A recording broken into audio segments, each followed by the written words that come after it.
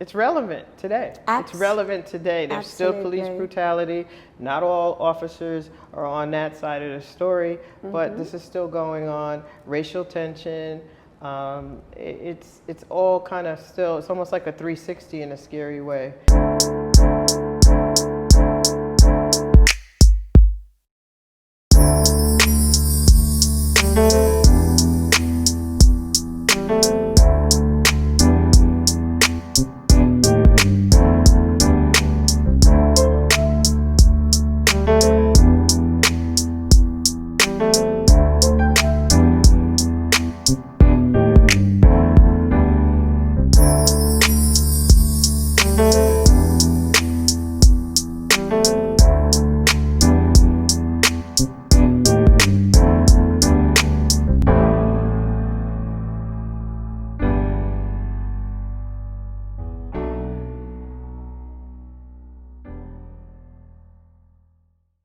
This week, our guest is the 6-time Emmy Award-winning television producer, Tracey Washington Bagley, currently the executive producer of the public affairs series, Here and Now, which airs on WABC TV in New York. Ms. Bagley's 30 years in broadcasting business includes her work with the Associated Press Radio, children's television, and even produced the first McDonald's Gospel Fest, that aired on New York television. She'll also be producing an upcoming drama series, Nico Newark. Tracey, welcome to the show. Thanks. So you are currently the executive producer of the brilliant public affairs series, Here and Now, which is hosted by veteran anchorwoman Sandra Bookman, here in New York on ABC television. What is the focus on Here and Now? We focus on the African American community, stories of interest, and it is the second chapter to Like It Is.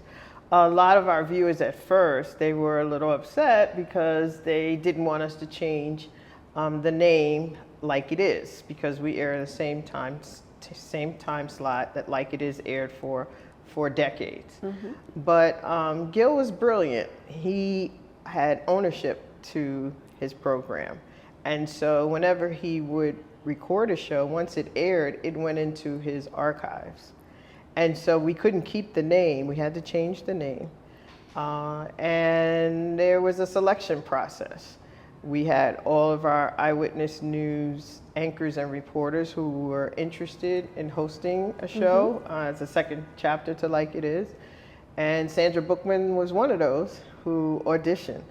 I had worked with Sandra on one of the specials that I produced, the first Operation Save a Life, which is very important special that WABC airs about fire safety. And she was a co-host along with Bill Ritter. And I remember, you know, just her work ethic, and she's a team player. She's not just a pretty face, she's smart.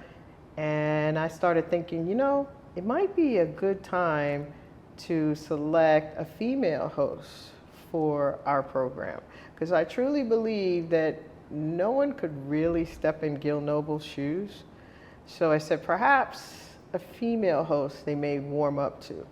And she's been phenomenal, phenomenal. We celebrated 10 years last year, a decade. So we're in our 11th year. And I do watch it when I have the opportunity, if I'm not running here and there, and I truly enjoy it. Thank you. So I understand that you've signed on to direct a film based on events that occurred in our nation's history, most notably the Newark riots of 1967. Can you tell us what this movie is about? So the movie is actually a story about a young Greek kid whose father owned a diner, City Diner in Newark.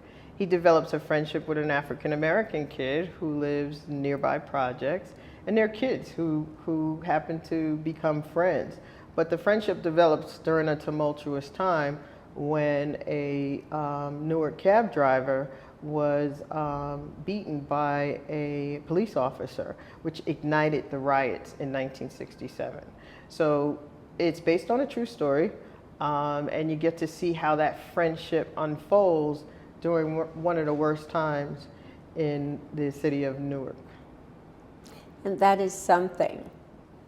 That really is, because I do remember seeing it on TV, and it was the trying. So I'm excited about this movie. So now, do you have any advice for those who want to have a career in broadcasting, especially our youth?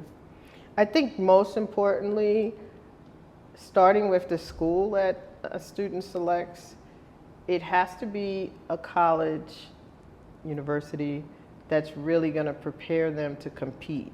Because a lot of times a school will claim that they have a media program, and perhaps they do, but they don't have a media program that's going to help them compete. So what happens is a lot of times a student will graduate with a degree, but they have no hands-on experience. They've never worked on a show, they've never touched a camera, they've never edited, they haven't gotten a chance to really be a part of a production, not just in a classroom, but a real production. So it's important to select a school. It could be a small school, small college. If you see they have a studio and they're doing things, that's where you need to be, because the market is flooded with college graduates who want to step into this field. And it's a tough field. I know. I've met some students from Lehman College because they have an excellent program. Right, they do. Yes. They do. Yeah. So besides Here and Now, as well as the movie work, what is next for Tracey Washington Bagley? Well, I hope to be directing another film. And I have to thank Angela Ellerby, who I've known for at least 2 decades, a publicist that I've worked with continuously on all of the programs that I've produced at Channel 7.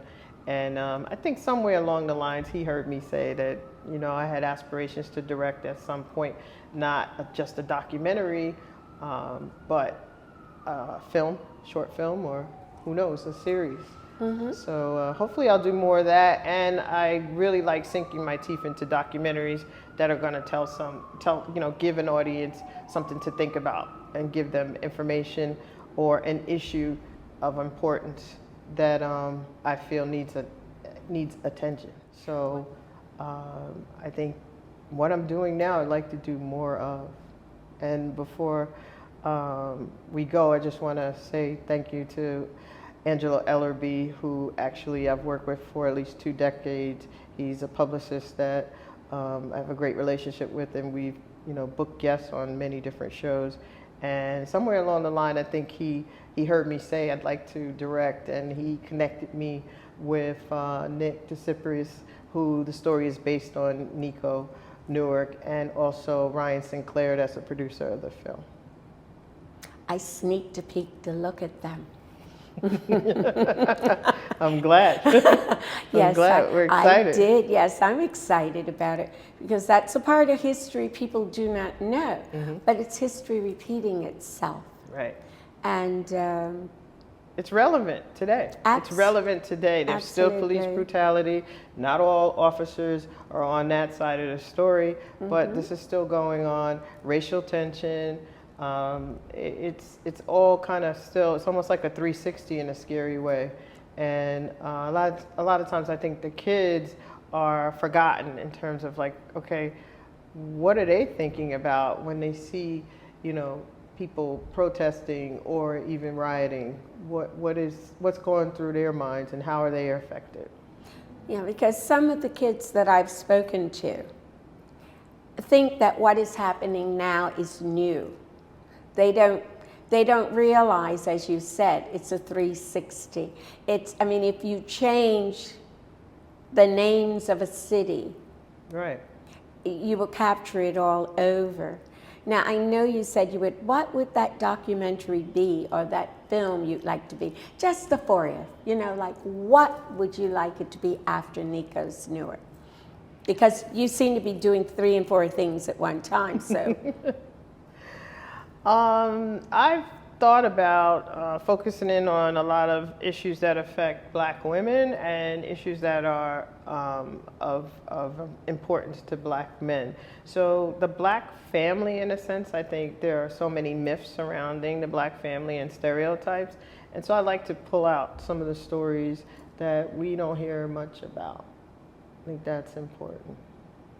And I thank you, because I hope I'm around as long for you to finish all those stories, because I know there are a lot that we are not aware of, and I think right now those stories are important.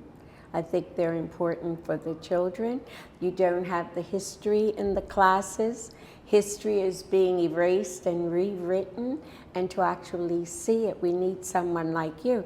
And being that you were like that little rabbit that went all over the country when you were young, and I think you're someone that people will look forward to seeing what's next. And I want to thank Emmy Award-winning producer Tracey Washington Bagley for joining us for On the Road with the Foxworth Theory, which airs Tuesdays and Thursdays at 9 p.m.